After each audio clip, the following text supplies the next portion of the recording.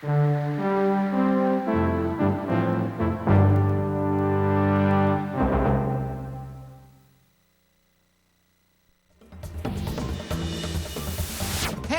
all you really wild animals out there. Have you ever wondered why are monkeys such good swingers? What animals related to both the horse and the rhino? How dangerous is a piranha? Does Polly really want a cracker? And what the heck is a Watson? Well, the answers are coming at you, so hang on. It's National Geographic's Really Wild Animals.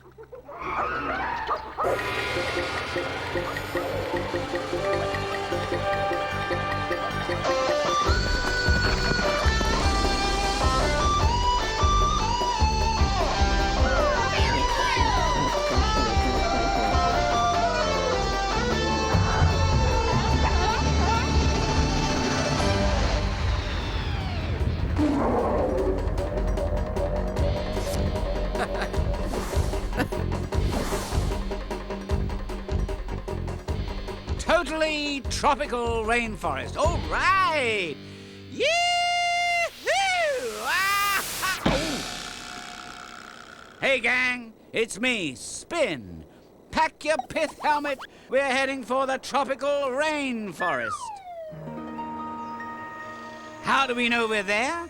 Because I say so. And because we're surrounded by big trees. Heat and humidity. Lots of rain. And thousands of different kinds of plants and animals.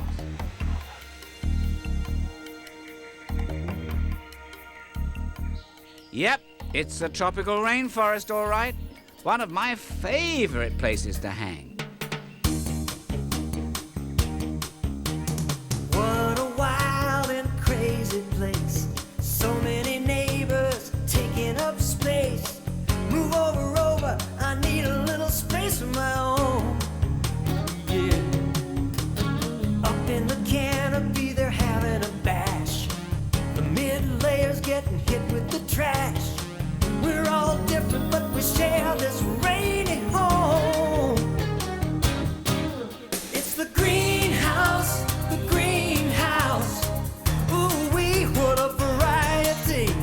Living in a slice of paradise. Greenhouse. Trees on my left, vines on my right. The bottom layer doesn't get much light. Jump back, Jack, I'm trying to find a spot in the sun. Yeah. Everybody's doing just what they feel. Someone's bed is someone else's meal. Surviving is a full-time job for everyone. In the greenhouse, love to hang, I'm part of the gang. Living in a slice of paradise. Greenhouse. At night all the faces change. Kinda beautiful, kinda strange. You might find porcupines, owls, cats, lots of bats.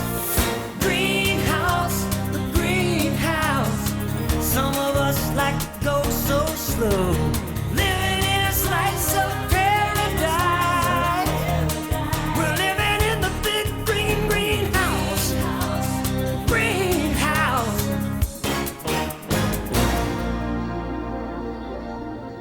There are different kinds of rainforest all over the world, but not all are tropical. Look, here's one over here, and here. There are even some in the United States and Canada. But tropical rainforests are found near my middle, also called the equator. And that's where we are, the tropical rainforests of Central and South America. Do you want to see where they are?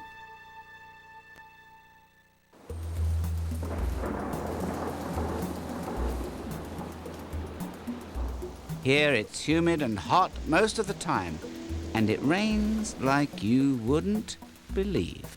Plants and animals really go for that hot and muggy stuff.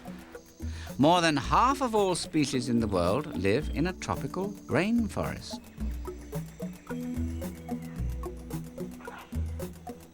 All rainforests have another thing in common. They're divided into levels, formed by trees and other vegetation, where different animals hang out. Where's that chart? Here, I'll show you. The name of the rainforest game is Sunlight. Who gets it, who doesn't? Down here on the floor, it's dark and shady. The higher you go, the brighter it gets, up through the mid-layers, all the way up to the canopy. It's kind of like a big, leafy, drippy apartment building. Whoa!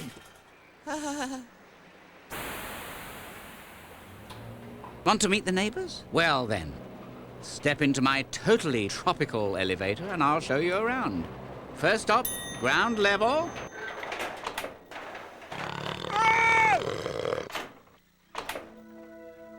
Welcome to the forest floor. Okay, there's not much of a view, but at least you can stash the shades. See what I mean about how dim it is? The good thing is, most of the bugs and other animals down here don't really mind. This jaguar, for instance, those reflecting cat eyes help him see in dim light, and he's got a terrific sense of smell, too. The jaguar's a champion tree climber, river swimmer, and all-round hunter. Think about it. With spotted coat and soft padded paws, he can sneak up on practically anybody without being seen or heard, which makes it great to be a jaguar, and not so great to be a tapir, or possum, or other animal unlucky enough to get in his way. No doubt about it, the jaguar's the king of the rainforest. Hey, he weighs up to 250 pounds. I'm not going to argue. For the most part, jaguars pretty much keep to themselves, except when it's time for romance. Somehow all that mushy stuff really brings out the kitten in a cat. And what could be more romantic than a moonlit night in a tropical rainforest?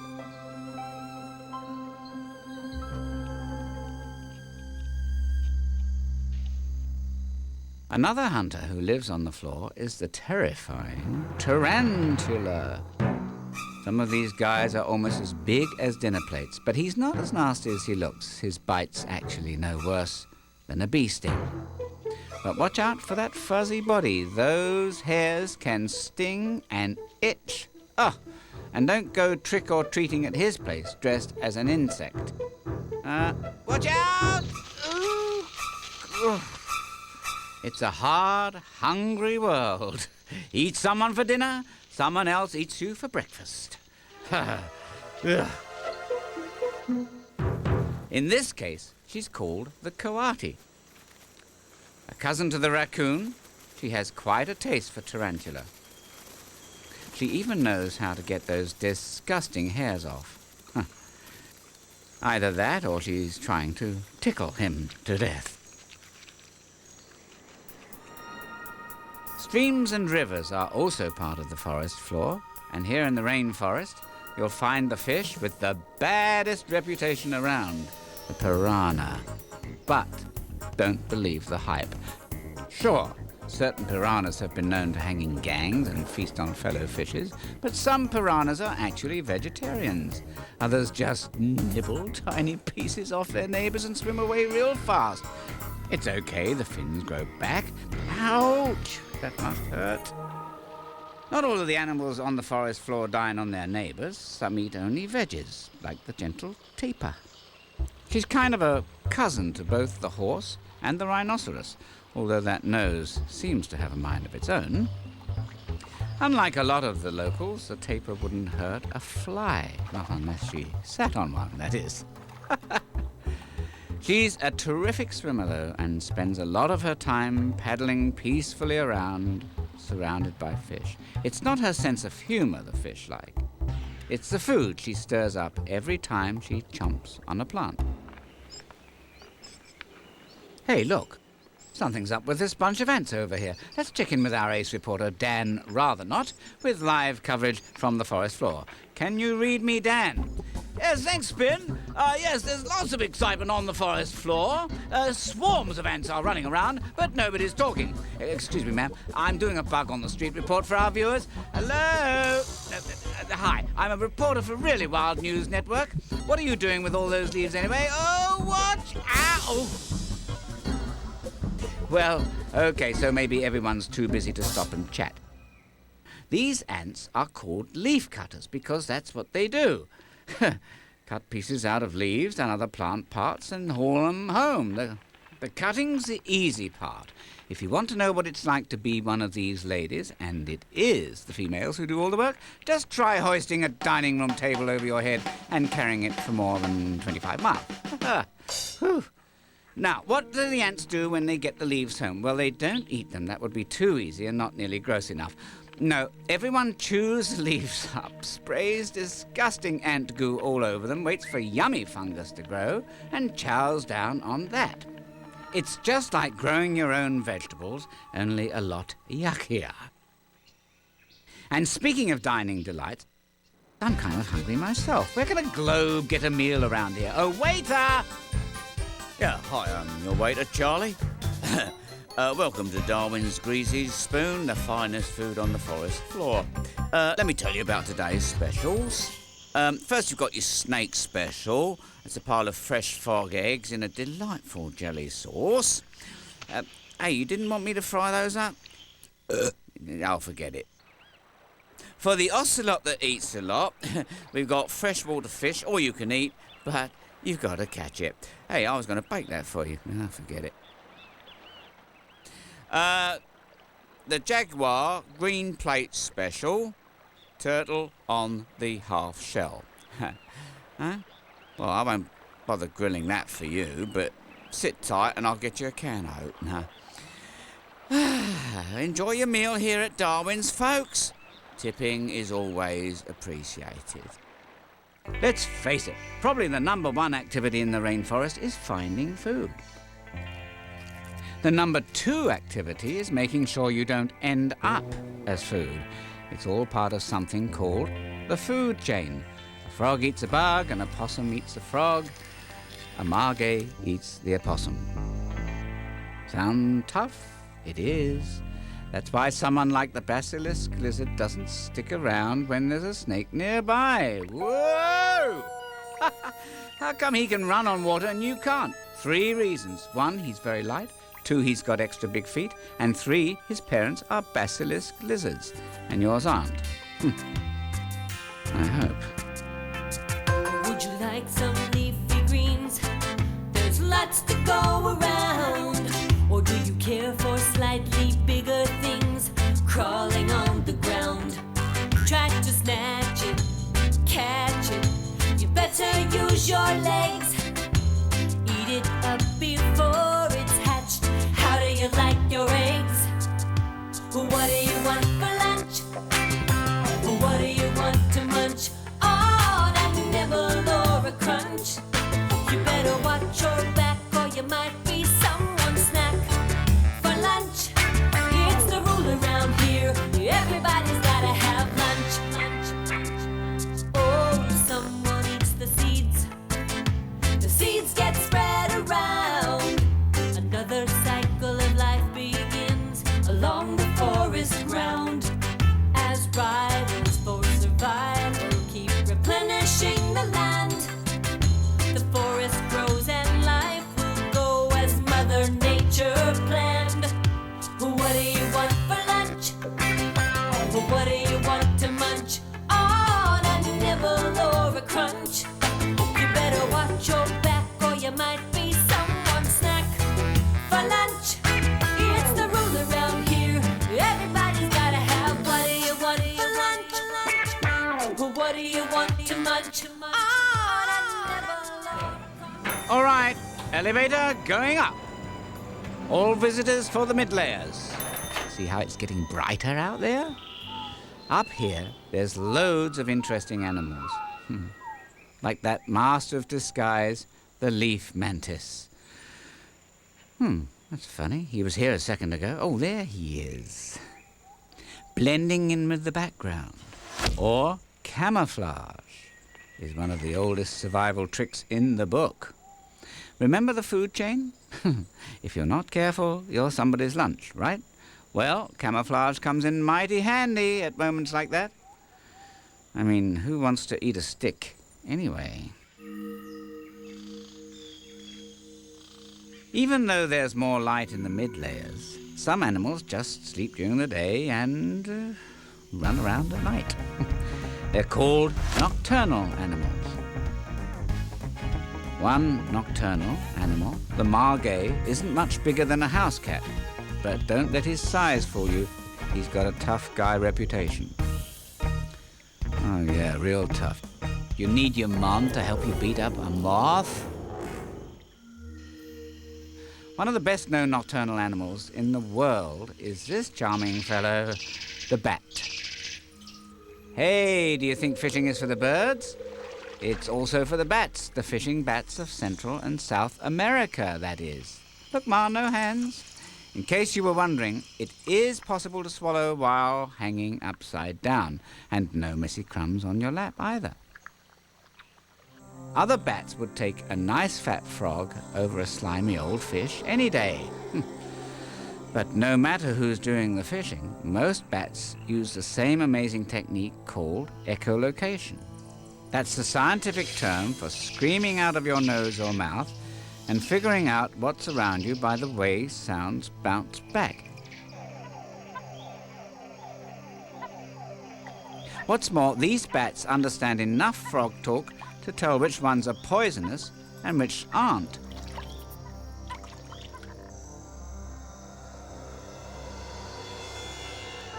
And speaking of bats, here come the vampires.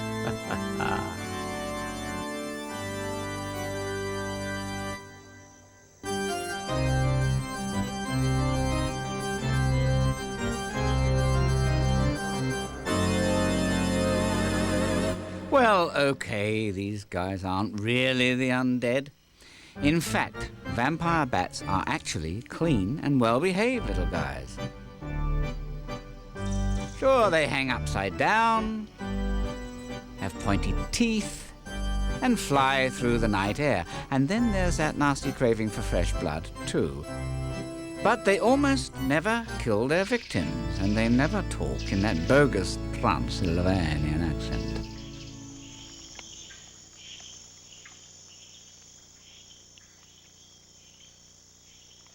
What they do is find an unsuspecting dinner partner, like this farmer's donkey.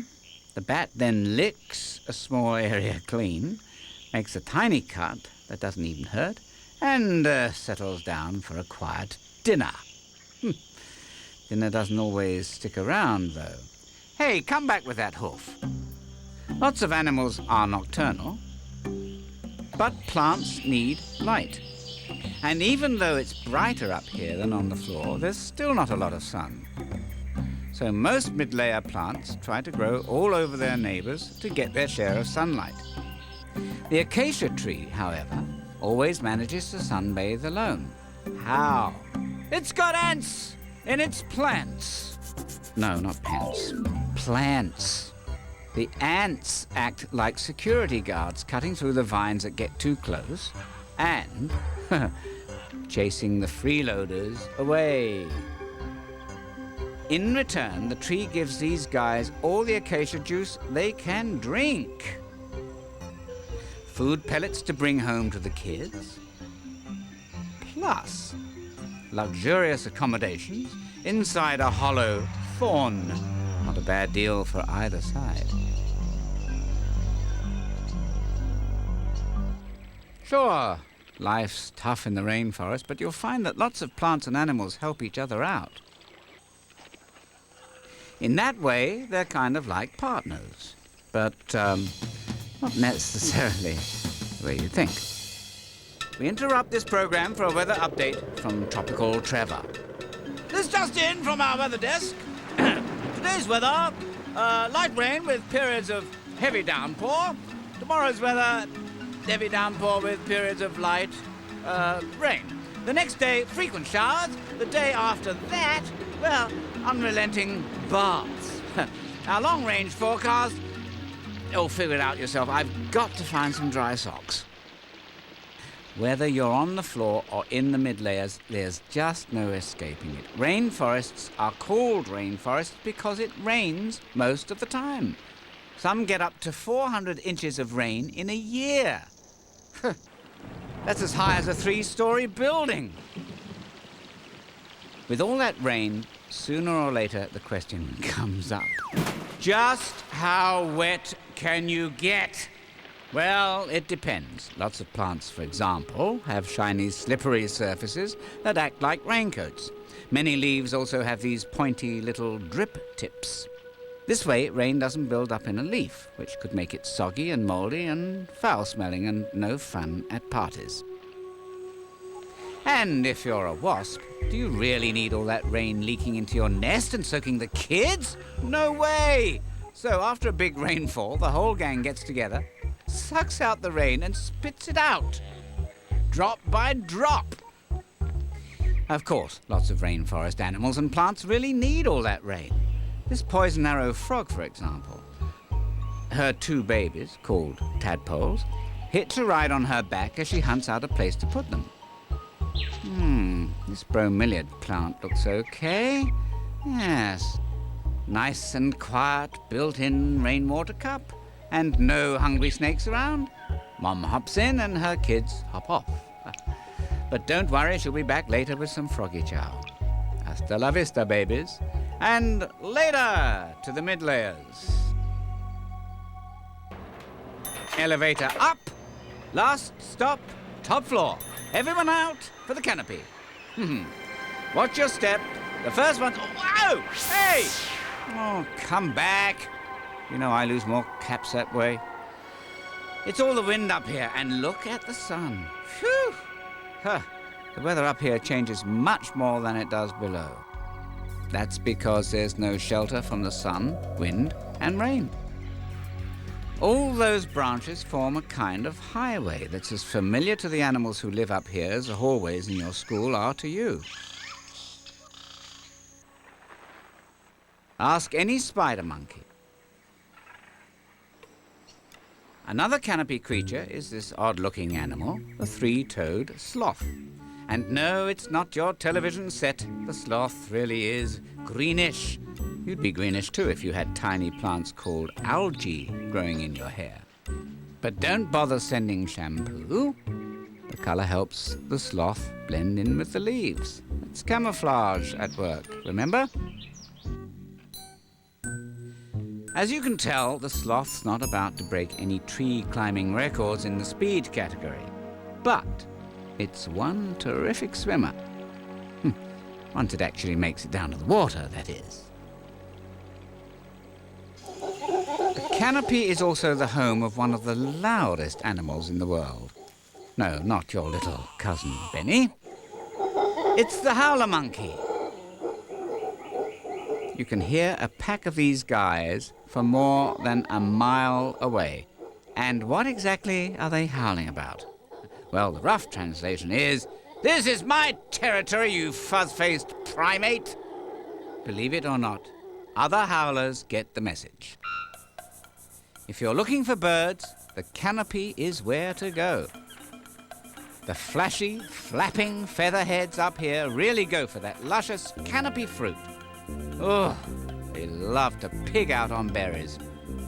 Bird out on berries. Whatever.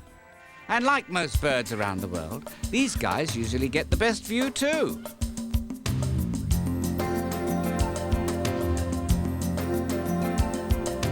Fly with me. I'll introduce you to the canopy. It's a garden in the sky where I live among a feathered family. I am free with 2 strong wings to carry me as I soar through the trees, a stream of colors you'll see.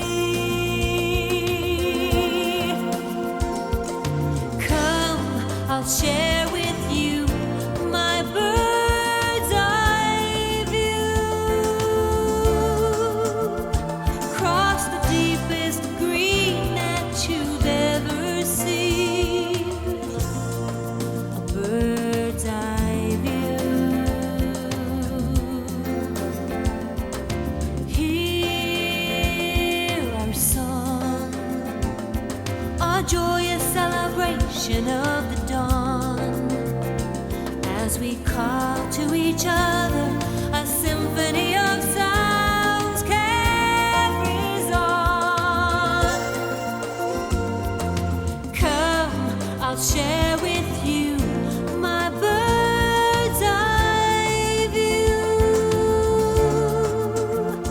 as we shine like the sun high above everyone.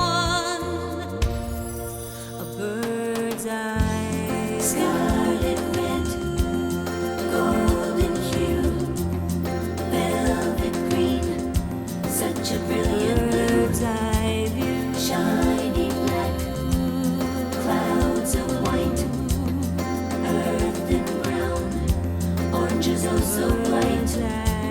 Scarlet red, golden hue, velvet green. Nestled in a nest in the largest tree in the rainforest is this bird, the harpy eagle. With a wingspan of over 6 feet, she can hit 50 miles an hour in no time. Falling like a bolt of lightning, she's truly the flying terror of the canopy. Although her 4-month-old baby is more like the hopping doofus as he figures out how to fly. He's gonna spend weeks doing practice runs, hopping up and down, and doing even more practice runs before he's ready to take off. Here he is on his first flight. Geronimo! From flashy parrots to awesome eagles, the rainforest has birds of every feather. There's even a super strange bird you've probably never seen before. And now Mother Goose, the spinning storyteller, will read to us the tale of the little Watson who wouldn't. Once upon a time, in a far-off forest, lived a baby Watson with her wise old mother. But baby Watson was bored of being under her mother's wing. So one day, she decided to fly the coop.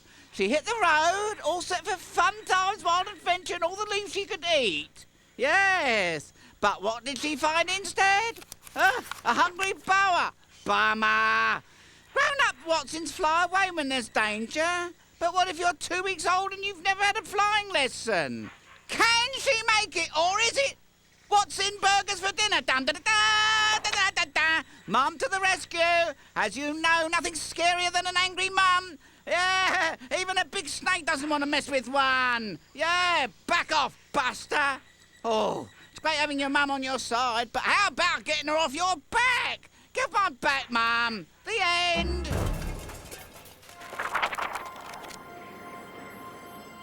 In some tropical forests, there's more living up in the canopy than just birds, bugs, and monkeys. Would you believe there are also fish? You heard me. In special forests in South America, it rains so much that the Amazon River actually floods. For about 4 months a year, the water rises right up to the treetops. You'll find lots of familiar aquarium faces up here, as well as some not so familiar ones, like this river dolphin family. And you thought these guys only hung out in SeaWorld? Unlike ocean dolphins, river dolphins can't jump very well, but check out the funky head shape and the way they can bend their necks around. Hard to believe, but these guys have really bad eyesight. But like most bats, they use echolocation to get around. That and the old dolphin rubberneck come in mighty handy when dodging tree branches. Hey, do you see this bug? You're not the only one. One fish in the flooded canopy, the water monkey, not only has an eagle eye, he has amazing lift. Check this out. Whoa! Can you imagine his career if he could just hold on to a basketball? Oh. Well, who needs a career if you have bigger fish to fry? And the male water monkey is usually up to his gills with babysitting. But where are the baby water monkeys, you may be wondering? Well, that's one way of taking care of the family. Whenever there's danger, just open your mouth and collect up the kids. That means you too, Junior. I just hope he doesn't burp. So much for the winner of the Best Dad of the Rainforest Award. He must really clean up on Father's Day.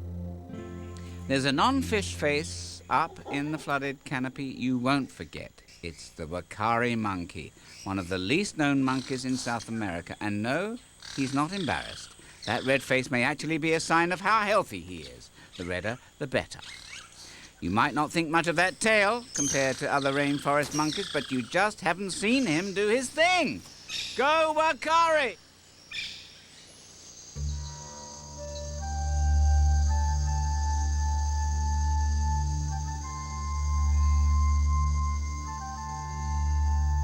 Well, you get the picture. The tropical rainforest is a pretty weird and wonderful place, and about as far away from you as the planet Jupiter, right? Wrong. Because when you think about what we get from them, rainforests are really as close as your supermarket. I'll show you.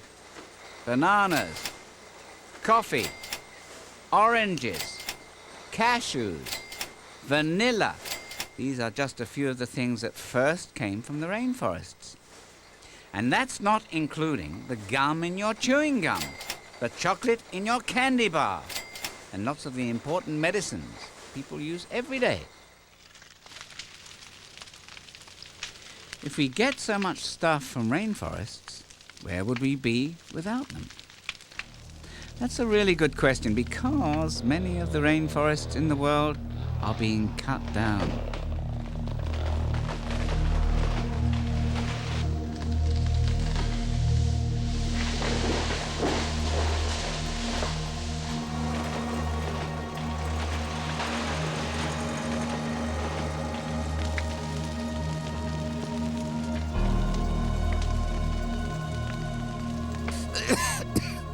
I used to have an almost solid belt of rainforests all around my middle.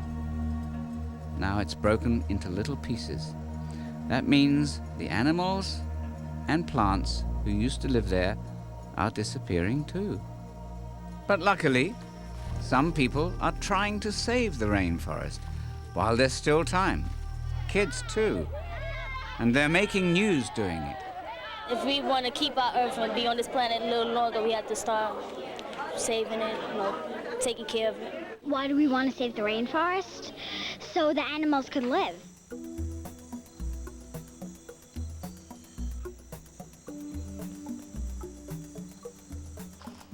Kids aren't the only ones who care.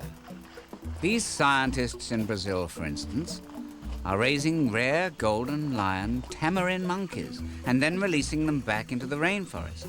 So this is good news for the cuddly tamarin. But they're just one species out of thousands. Did you know scientists think there may be hundreds of animal and plant species in the rainforest that haven't been discovered yet?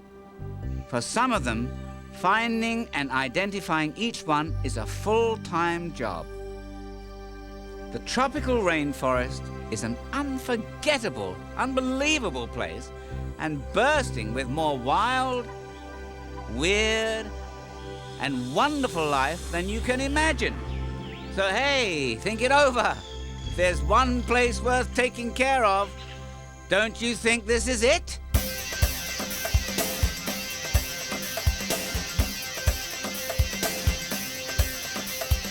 This must be the place, nature's gift to the human race.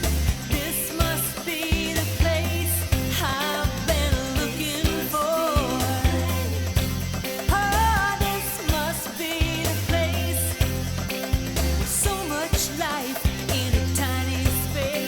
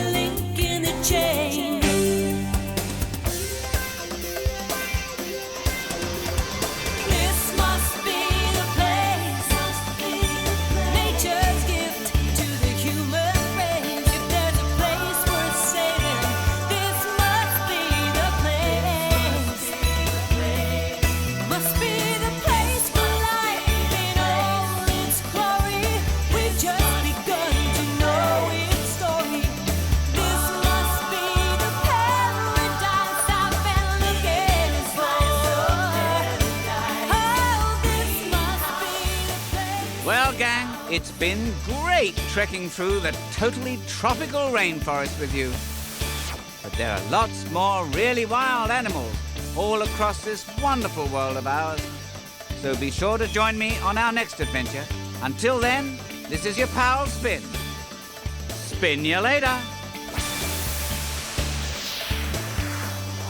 If there's a place worth saving, this must be the place.